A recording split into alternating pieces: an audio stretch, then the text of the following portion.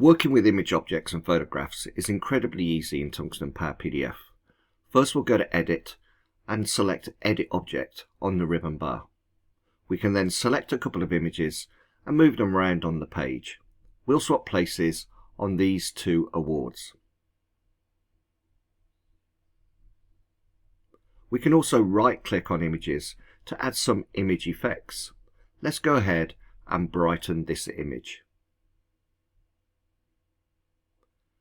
If we right click on an image, we also have additional options such as the ability to flip or rotate.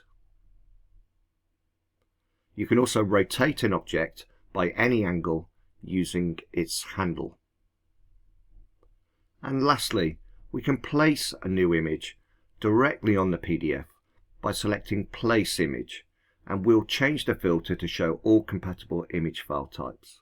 We'll select the white Tungsten Automation logo, and images can be easily resized and positioned on the page as needed. And finally, press the close button and you're ready to save your updated version.